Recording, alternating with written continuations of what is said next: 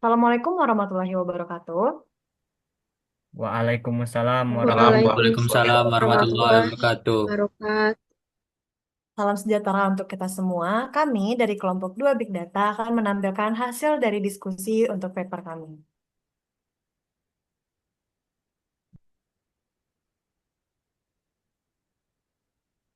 Spotify saat ini menjadi salah satu platform streaming musik yang sangat populer di berbagai kalangan.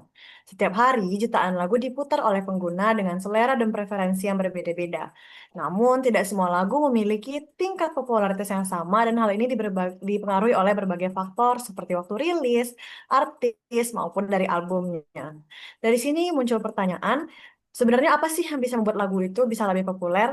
Dan untuk menjawab tersebut, kami telah melakukan penelitian dengan judul Penerapan Metode K-means Clustering dan Algoritma C45 untuk klasifikasi pola popularitas lagu Spotify.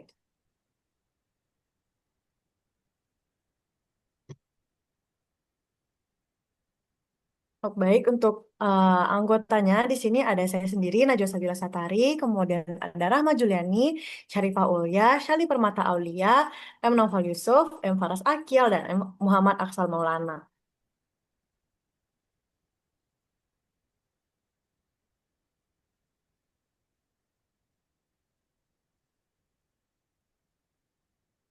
Baik, untuk latar belakang akan dijelaskan oleh M. Faras Akil. Kepada Faras dipersilakan. Baik. Eh, Sekarang kebiasaan orang dalam mendengarkan musik sudah banyak berpindah ke platform streaming. Salah satunya Spotify. Setiap lagu di Spotify memiliki data seperti skor popularitas, tahun rilis hingga informasi artis dan album. Namun, karena jumlah lagu yang sangat banyak, kita perlu cara untuk melihat pola popularitas lagu-lagu tersebut. Untuk itu, kita menggunakan dua metode. Yang pertama, Kemenes untuk mengelompokkan lagu berdasarkan tingkat popularitasnya. Lalu yang kedua, algoritma C45 untuk menjelaskan dan memprediksi kenapa sebuah lagu masuk ke kelompok tersebut. Dengan cara ini, kita bisa lebih mudah memahami tren musik dan mengetahui faktor yang mempengaruhi kenapa ada lagu yang sangat populer dan ada yang tidak.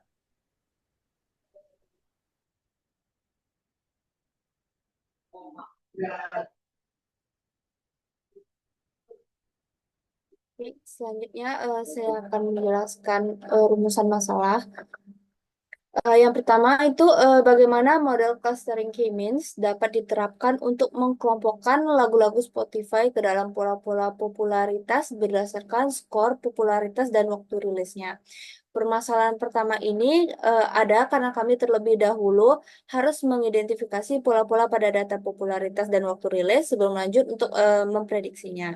Setelah pola ditemukan, rumusan masalah yang kedua yaitu bagaimana model klasifikasi C4.5 ini dapat dibangun untuk memprediksi dan menjelaskan pola popularitas hasil klaster sebuah lagu berdasarkan atribut kategorikal musisi dan album. Rumusan masalah kedua ini merupakan kebaruan penelitian kami yang di mana kami ingin membangun sebuah model yang mampu memprediksi pola tersebut hanya menggunakan data musisi dan album.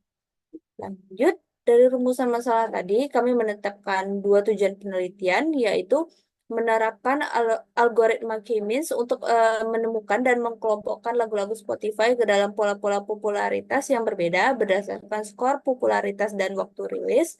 Tujuan ini akan secara langsung menjawab rumusan masalah yang pertama. Kemudian tujuan yang kedua yaitu membangun sebuah model pohon keputusan atau decision tree menggunakan algoritma C4.5 yang mampu memprediksi pola popularitas sebuah lagu berdasarkan data musisi dan albumnya.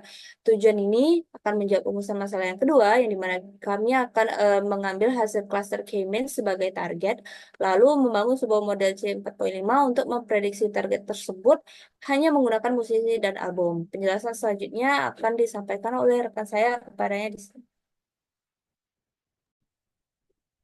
Baik, selanjutnya saya akan menjelaskan bagian tinjauan pustaka. Yang pertama itu ada K-mean clustering, yang merupakan salah satu teknik clustering yang umum digunakan dalam analisis data. Secara sederhananya, algoritma ini bekerja dengan cara membagi data ke dalam beberapa kelompok atau klaster yang berdasarkan dengan kemiripan datanya. Prosesnya itu meliputi inisialisasi, assignment, update, dan iterasi hingga stabil. Prosesnya itu Dimulai dengan menentukan beberapa titik pusat atau sentroid, lalu data akan dikelompokkan ke sentroid terdekat. Kelebihan dari K-means adalah proses cepat, sederhana, dan efisien untuk data yang berukuran besar. Dalam konteks penelitian ini juga, K-means digunakan untuk melakukan segmentasi atau pengelompokan pola popularitas lagu berdasarkan data Spotify. Selanjutnya ada algoritma C45 yang digunakan untuk membangun pohon keputusan dari data dan merupakan pengembangan ID tree yang kelebihannya menangani data kontinu dan kategorikal. Dalam penelitian ini, algoritma digunakan untuk memprediksi tingkat popularitas lagu yang sebelumnya sudah dikelompokkan oleh metode K-means. Kemudian lanjut ada Spotify. Di sini Spotify digunakan sebagai sumber data penelitian karena memiliki data yang sangat lengkap dan terbuka untuk dianalisis. Setiap lagu di sini memiliki berbagai atribut seperti danceability, energy, valence, serta atribut kategorikal seperti nama artis, album, dan juga tahun rilis. Dari data ini, kami menganalisis popularitas lagu menggunakan kedua algoritma tadi. Kemudian, kami juga membahas integrasi antara K-means dan C45. Pendekatan ini dikenal sebagai metode hibrida karena menggabungkan dua fungsi utama yaitu clustering dan juga classification. K-means digunakan terlebih dahulu untuk mengelompokkan data secara otomatis, kemudian hasil pengelompokan tersebut digunakan oleh C45 untuk membuat model klasifikasi. Oke, selanjutnya akan dijelaskan oleh teman saya. Selanjutnya untuk metodologi penelitian, pertama yaitu pengambilan data. Kami mendapatkan data lagu langsung dari Spotify Web API setelah melalui proses autentikasi standar OAuth 2.0. Secara teknis, kami menggunakan library Spotify di Python. Yang terpenting, kami fokus hanya pada 4 atribut yang relevan untuk popularitas. Popularity, tahun rilis, nama artis, dan nama album. Kemudian preprocessing. Preprocessing memastikan data kami siap. Kami melakukan data cleaning untuk menghilangkan duplikasi dan memastikan kualitas. Kemudian kami wajib melakukan normalisasi min-max scaling pada angka popularitas dan tahun rilis, karena algoritma K-means sangat sensitif terhadap perbedaan skala. Kemudian klasterisasi K-means. Tahap pertama adalah klasterisasi K-means. Tujuannya adalah mengkelompokkan lagu berdasarkan kemiripan, popularity, dan release year. Jumlah klaster optimal kami tentukan menggunakan album method. Hasil klasterisasi ini kemudian divalidasi dengan metrik Silhouette Score dan Davis Building Index untuk menjamin kualitas pengelompokan. Kemudian klasifikasi C45, setelah lagu terkelompok, kita masuk ke klasifikasi C45. Tugas C45 adalah membuat aturan keputusan yang memprediksi kategori popularitas atau cluster, hanya berdasarkan nama artis dan nama album. Model ini dibangun dengan gain ratio dan dilakukan pruning agar pohon keputusan yang dihasilkan sederhana dan mudah diinterpretasikan. Terakhir ada evaluasi model. Evaluasi dilakukan pada dua sisi. Untuk K-means, kami mengatur kualitas cluster menggunakan Silhouette Score. Sementara untuk C45, kami mengukur kecepatan klasifikasi menggunakan metrik standar seperti akurasi, presisi, dan F1 score. Ini memberikan validasi komprehensif pada kinerja sistem hybrid kami. Kemudian akan dilanjutkan oleh teman saya. Baiklah, selanjutnya saya akan menjelaskan bagian hasil dan pembahasan. Yang pertama yaitu metode elbow inersia. Metode elbow digunakan untuk menentukan jumlah klaster optimal pada algoritma K-means dengan melihat penurunan nilai inersia terhadap jumlah klaster. Dari hasil pengujian klaster 2 hingga klaster 10, terjadi penurunan tajam nilai inersia dari klaster 2 ke klaster 4, lalu melambat setelahnya. Titik elbow terlihat jelas pada klaster 4 yang menunjukkan keseimbangan terbaik antara akurasi dan kompleksitas model. Dengan demikian, jumlah klaster optimal adalah 4. Dan nilai ini digunakan sebagai parameter akhir dalam proses klasterisasi dan popularitas dalam tahun rilis lagu. Selanjutnya, visualisasi evaluasi klasifikasi C45. Visualisasi hasil K-means pada data popularity dan release year menghasilkan 4 klaster utama yang menggambarkan pola tren musik. Klaster 0 atau warna hijau min, yaitu lagu-lagu modern 2010 ke atas dengan popularitas tinggi, mewakili lagu-lagu hits terkini. Ya, kedua, klaster 1 yang berwarna oranye, lagu-lagu modern dengan popularitas rendah. Yang selanjutnya klaster 3 yang berwarna merah muda, yaitu lagu-lagu modern dengan popularitas menengah. Yang terakhir klaster 2 yang warna biru, yaitu lagu-lagu lama pra 2010 dengan rentang popularitas beragam, termasuk lagu baru yang kurang populer. Secara keseluruhan, segmentasi ini berhasil memisahkan lagu berdasarkan era dan tingkat popularitas, memberikan dasar kuat bagi model C45 untuk menganalisis tren dan prediksi popularitas berdasarkan waktu dirilis. Selanjutnya, akan dijelaskan oleh teman saya. Baik, pada bagian ini saya akan menjelaskan hasil evaluasi klasifikasi menggunakan algoritma C45.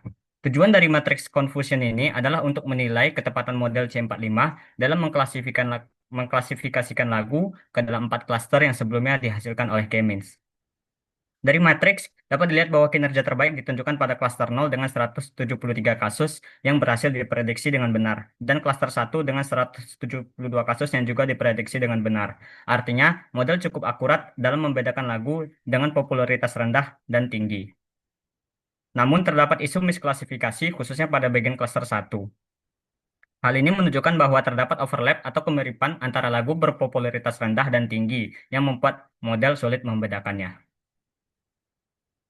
Berikutnya, saya menampilkan struktur keputusan dari model C45. Model ini mengklasifikasikan 4 klaster. Setiap node pada pohon keputusan merepresentasikan pemisahan berdasarkan entropi, jumlah sampel, dan distribusi kelas. Ini menandakan tingginya variasi data pada klaster tersebut. Bisa dilihat bahwa struktur model C45 memulai pemisahan dengan album encoded dengan nilai kurang dari 449,5. Dengan karakter nodenya menyajikan entropi, samples, dan distribusi kelas. Selanjutnya adalah hasil evaluasi model berdasarkan testing set. Model C45 mencapai akurasi 48,46%. Precision model berada di angka 0,5124, sedangkan recall bernilai 0,4846, yang identik dengan akurasinya. F1 score model adalah 0,4351, menunjukkan bahwa secara keseluruhan kemampuan model dalam memprediksi popularitas lagu masih dapat diperbaiki dengan berbagai kemungkinannya. Selanjutnya, saya serahkan kepada partner saya. Baik, untuk kesimpulan, penelitian ini menggabungkan metode K-means dan C45 untuk menganalisis pola popularitas lagu Spotify menggunakan atribut popularity, release year, artist name, dan album name. Hasil K-means menghasilkan 4 klaster dengan kualitas yang cukup baik, di mana lagu-lagu modern terpisah jelas berdasarkan tingkat popularitasnya, sedangkan lagu lama banyak terkumpul dalam satu klaster besar. Klaster tersebut kemudian digunakan sebagai target pada model C45 dan hasil klasifikasi menunjukkan bahwa model mampu mengenali 2 klaster utama dengan cukup baik, namun masih sedikit kesulitan memprediksi klaster kecil karena distribusi data yang tidak seimbang dan variasi atribut artis serta albumnya yang terlalu luas. Akurasi model berada pada sekitar 48% yang menunjukkan bahwa pendekatan ini efektif untuk menggambarkan pola, namun belum cukup kuat sebagai model prediksi. Untuk meningkatkan performanya, penelitian selanjutnya disarankan bisa menggunakan fitur metode klasifikasi yang lebih kuat, menerapkan cross-validation, serta melakukan pruning lebih agresif agar model lebih stabil dan hasilnya lebih mudah diinterpretasikan. Mungkin sekian presentasi dari kami. Jika terhadap kesalahan, mohon dimaafkan. Wabillahi wa taufiq wal hidayah. Wassalamualaikum warahmatullahi wabarakatuh.